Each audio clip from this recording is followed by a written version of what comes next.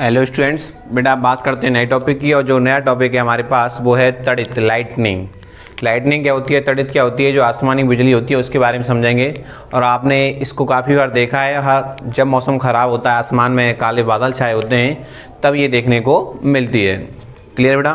तो मैं आपको थोड़ा आपकी नॉलेज के लिए बता देता हूँ कि जितना मौसम ख़राब होता है, जितने बादल काले होते हैं और शांत होता है, लाइटनिंग तड़ित की घटना उतनी ही ज़्यादा होती है। अब ये कैसे होती है इसको हम लोग समझेंगे। बेटा सबसे पहले इसकी परिभाषा समझेंगे। परिभाषा क्या होती है? आप जानते हैं कि वायुमंडल में जो विद्युत आवेश होता है उसका डिस्चार्ज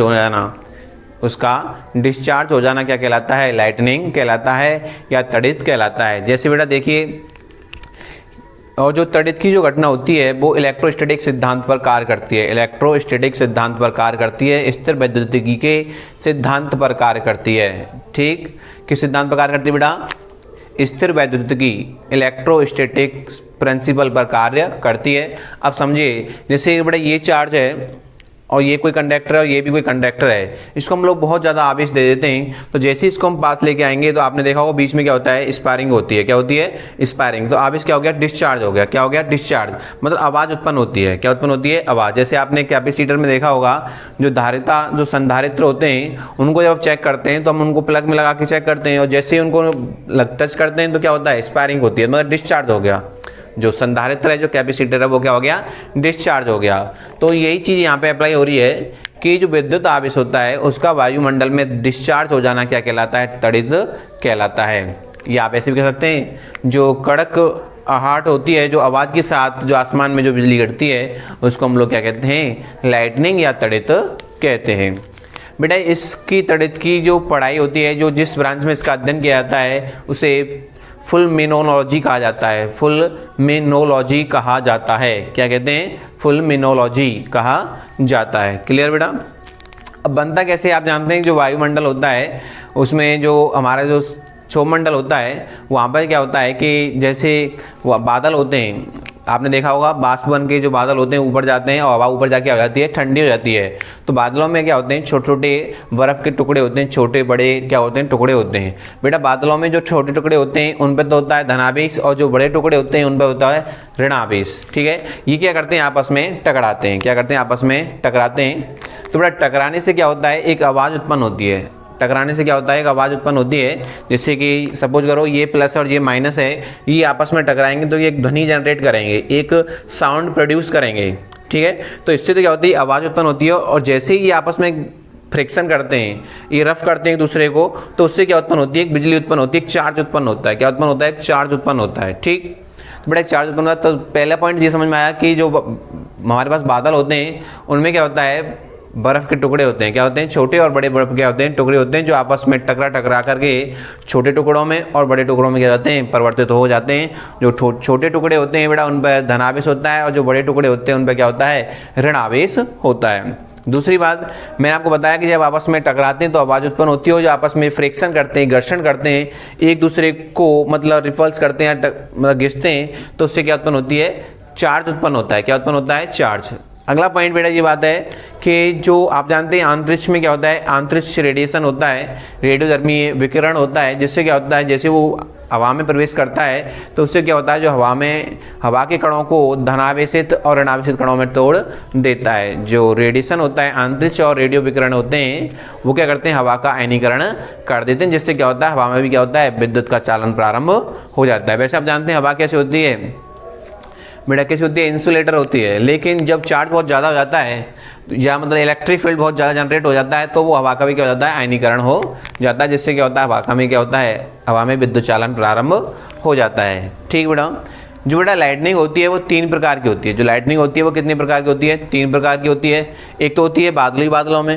आपने देखा होगा जब मौसम ज़्यादा खराब नहीं हो तो आपने देखा होगा बादली बादलों में लाइटिंग चमकती रहती है, एक ही बादल में चमकती रहती है। देखा है को आपने, और आप देखते भी हैं अभी भी मौसम ऐसा ही है, मतलब जब भी आप इस वीडियो को देख रहे हो उसमें मौसम खराब हो तो आप बादलों में देख सकते हैं। ठीक, तो एक तो होती है बादल में ही तड़ित या बादलों में बिजली की घटना। उसमें क्या होता है कि आपस में चार्ज टकराते रहते हैं, क्योंकि जो बादल होते हैं बेटा, जो बादलों का ऊपरी भाग होता है वो धनावेशित होता है, और जो निचली भाग होता है बेटा वो ऋणावेशित होता है। तो आपस में क्या करता है? चार्ज हवा से क्या होता है? वो टकराता रहता है, और जिससे क्या होता है? बादलों में लाइटनिंग होती रहती है। वो जितना ज़्यादा इतनी ज़्यादा प्रभावी नहीं होती है। नंबर 2 है बेटा बादल से बादल में, एक बादल से दूसरे बादल में। तो आपने देखा होगा कभी कभी बिजली जोर से चमकती है तो एक बादल से दूसरे बादल में तार सा दिखाई देता है, आपने देखा होगा। तो वहाँ पर क्या होता है कि सपोज करो एक बादल है बेटा, ये बादल है ठीक, और दूसरा बादल ये है बेटा। तो यहाँ पर सपोज करो इसके ऊपरले हिस्से पे तो क्या है प्लस आवेश और नीचे हिस्से पे क्या है ऋण आवेश, और इस बादल के क्या है यहाँ ऋण आवेश है तो यहाँ क्या हो जाएगा प्लस आवेश। तो ये क्या करेंगे एक दूसरे को अट्रैक्ट करते हैं तो एक वायर बन जाता है, एक तार बन जाता है। तो ये होता है बादल से बादल में तड़ित, ठीक है ना। अगर दूसरे बादल का अपोजिट चार्ज आपस में टकराएगा तो क्या होगा, एक चार्ज बनेगा, एक लाइन बनेगी जिसे हम लोग तड़ित की घटना कहते हैं। तो दूसरा नंबर क्या हो गया, बादल से बादल में तड़ित हो गया। नंबर 3 जो है वो इम्पोर्टेंट है, वो बादल से धरती पर, क्योंकि जो तूफान वगैरह आते हैं बेटा, जो तूफान वगैरह आते हैं उससे क्या होता है जो वायु का जो सरफेस होता है, ऊपरी जो सरफेस होता है वो धनावेशित हो जाता है। क्या हो जाता है, धनावेशित। अब धनावेशित हो गया, अगर कोई बादल जिसका निचला हिस्सा क्या है ऋणावेशित है और ऊपरला हिस्सा क्या है धनावेशित है, और वो हवा के माध्यम से तूफान के माध्यम से आगे बढ़ेगा तो पृथ्वी के धनावेश से क्या करेगा, वो आकर्षित होगा। क्या होगा, आकर्षित होगा, क्योंकि वो अपने चार्ज को हटाना चाहता है, डिस्चार्ज करना हो जाता है, वो बादल डिस्चार्ज होना चाहता है। तो बेटा उससे क्या होता है, तड़ित की घटना जनरेट होती है और एक 4 से 5 किलोमीटर लंबा तार बन जाता है, जिसकी जो फ्लैश होती है वो 1 से 2 इंच होती है। क्लियर बेटा, इस तार की जो लंबाई होती है वो 4 से 5 किलोमीटर तक होती है। और बेटा जो एक लाइटनिंग जो तार उत्पन्न होता है 4 से 5 किलोमीटर जो लंबा तार उत्पन्न होता है उस पर 10 करोड़ वोल्टेज का विभवांतर और लगभग आप बोल सकते हैं 10,000 एम्पियर का करंट उत्पन्न होता है। बेटा ये करंट और ये वोल्टेज इतनी ज़्यादा होती है कि आप 100 वाट के बल्ब को 3 महीने तक लगातार जला सकते हैं। क्लियर बेटा, तो ये चीज़ ये समझ में आई। इससे बेटा ये भी होता है तड़ित की जो घटना होती है वो वायु का जो प्रतिरोध होता है उसे लगभग क्या कर देती है, नगण्य कर देती है। तो बेटा देखिए यहाँ पर हम बात करते हैं, यहाँ हमने इसकी परिभाषा लिखी है और पॉइंट टू पॉइंट क्लियर करते हुए चलेंगे। तो देखिए वायुमंडल में विद्युत आवेश का डिस्चार्ज होना और उससे उत्पन्न कड़कड़ाहट को तड़ित कहते हैं। मैंने अभी आपको बताया था कि विद्युत आवेश का डिस्चार्ज होना और उससे जो कड़कड़ाहट है, जो आवाज़ और ध्वनि उत्पन्न हो रही है उसको हम लोग क्या कहते हैं, तड़ित कहते हैं। नेक्स्ट डेफिनेशन है बेटा कड़क के साथ आसमान से गिरने वाली बिजली को तड़ित कहते हैं। तड़ित से संबंधित पढ़ाई को क्या कहते हैं, फ्लोमिनोलॉजी कहते हैं। मैंने आपको बताया था कि जो कड़क के साथ जो आसमान से जो बिजली गिरेगी उसे हम लोग क्या कहेंगे, तड़ित कहेंगे। और तड़ित की जिस ब्रांच में अध्ययन किया जाता है उसे हम लोग क्या कहते हैं, फिमोलॉजी कहते हैं। ठीक बेटा, देखिए नेक्स्ट है बादल बर्फ के टुकड़ों से बने होते हैं। ये टुकड़े आपस में टकराते हैं और टूटते हैं। आपस में टकराएंगे तो क्या करेंगे, टूट जाएंगे और टुकड़े होकर अलग अलग हो जाते हैं। इनमें छोटे कणों पर धनावेश तथा बड़े कणों पर क्या होता है बेटा, ऋणावेश उत्पन्न हो जाता है। बादलों का जो ऊपरी भाग होता है, ऊपरी जो भाग होता है वो धनात्मक होता है तथा जो निचला भाग होता है, मध्य भाग होता है बेटा, वो कैसा होता है, ऋण आवेशित होता है। जिससे क्या होता है, ये एक इलेक्ट्रिक डाइपोल बनाते हैं। क्या बनाते हैं, इलेक्ट्रिक डाइपोल बनाते हैं, द्विध्रुव बनाते हैं। तथा तूफान जो आते हैं, मैंने आपको बताया तूफान के कारण धरती क्या हो जाती है, धनावेशित हो जाती है। और जो आंतरिक तथा रेडियोधर्मी विकिरण होते हैं वो वायु को क्या कर देते हैं, धनायन तथा ऋणायनों में तोड़ देते हैं, जिससे हवा में भी क्या होता है, विद्युत का चालन होता है, जिससे तड़ित की घटना उत्पन्न होती है। अब बेटा कुछ पॉइंट है, इसके विशेष पॉइंट हैं। देखिए पहला पॉइंट है बेटा जो तड़ित पर वोल्टेज होता है वो लगभग 100 मेगा वोल्ट होता है और जो धारा होती है वो 10 किलो एम्पियर से लेकर के 90 किलो एम्पियर तक होती है। बेटा इसका जो वोल्टेज होता है वो 100 मेगा वोल्ट से लेकर के 10 किलो एम्पियर से, जो वोल्टेज तो हो गया 100 मेगा वोल्ट हो गया, और जो धारा है वो 10 किलो एम्पियर से 90 किलो एम्पियर तक होती है। तड़ित की घटना में बेटा करीब 0.5 सेकंड का समय लगता है। जो तड़ित की घटना होती है वो इतनी जल्दी होती है कि इसमें समय करीब 0.5 सेकंड का लगता है। ये बेटा चरणों में होती है, आपने देखा होगा धीरे धीरे होती है, पहले एक छोटा तारा है फिर दूसरा, ऐसे आती है। तो पहले जो वायर उत्पन्न होगा उसमें करीब 0.005 सेकंड का समय लगता है। ठीक बेटा, नेक्स्ट है जो तड़ित होता है वो 3 प्रकार की होती है, मैंने आपको बताया। पहला है बेटा बादलों में तड़ित, दूसरा है बादल से बादल में तड़ित, और तीसरा है बादल से धरती में तड़ित।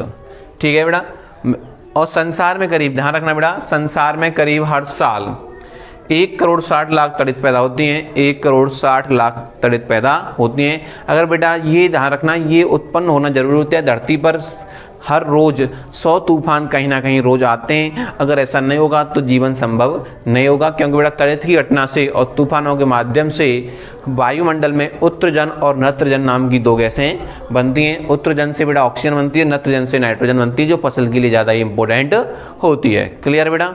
तो पर डे 100 तूफान पृथ्वी पे कहीं ना कहीं आते हैं और 1 करोड़ 60 लाख तड़ित पैदा होती हैं। आप कह सकते हैं कि हर सेकंड 40 बार तड़ित होता है, जो साल में लगभग कितना हो जाता है? 30 लाख हो जाता है बेटा। कितना हो जाता है? 30 लाख। तो प्रतिवर्ष 1 करोड़ 60 लाख, 1 करोड़ 60 लाख, देखिए बेटा इधर, प्रतिवर्ष 1 करोड़ 60 लाख तड़ित पैदा होती हैं, जो हर साल 24,000 लोगों को मारती हैं। ध्यान रखना, साल में करीब 24,000 लोग तड़ित से मर जाते हैं, बिजली गिरने से खत्म हो जाते हैं। हर सेकंड 40 बार बिजली गिरती है, दिन में करीब 30 लाख, बेटा दिन में करीब कितनी हो गई? 30 लाख बार तड़ित बदलती है, तड़ित गिरती है बादल से बादल में। ठीक है बेटा, इसमें इतनी पावर होती है कि 3 महीने तक 100 वाट के बल्ब को जला सकती है। मैंने आपको बता दिया है बेटा। जो तड़ित होती है इस पर कौन सी रे होती है? एक्सरे होती है। कभी कभी पूछ लिया जाता है क्वेश्चन कि आसमान से बिजली गिरने वाली बिजली में कौन सी रे होती है? तो एक्सरे होती है। कौन सी होती है? एक्सरे होती है, जिसे हम लोग क्या कहते हैं? एक्सरे से लेस होती है तथा इसकी लंबाई में आपको बताया 4 से 5 किलोमीटर तक होती है और इसकी जो फ्लैश होती है वो 1 से 2 इंच तक होती है। इसमें करीब 10 करोड़ वोल्टेज का विभवांतर और 10,000 एम्पियर तक का करंट होता है। बेटा इससे उत्पन्न होने वाला विद्युत क्षेत्र 10⁵5 वोल्ट प्रति मीटर तक होता है और जो वायु के प्रतिरोध को लगभग क्या कर देती है बेटा? नगण्य कर देती है। आई होप बेटा आपकी समझ में आया होगा तड़ित संबंधी। अब कोई भी डाउट आपका नहीं रहेगा। मैंने आपको बिल्कुल बेसिक तरीके से समझाया है। कुछ इसके विशेष पॉइंट भी मैंने आपको बताए जो किताबों में नहीं मिलते हैं। क्लियर बेटा? आप एक एक चीज़ देख लीजिए, इसका स्क्रीनशॉट ले लीजिए, देख लो बेटा। बेटा यदि आप हमारे चैनल पर नए आए तो हमारे चैनल को सब्सक्राइब करें, शेयर करें और लाइक ज़रूर करें। Thank you for watching video.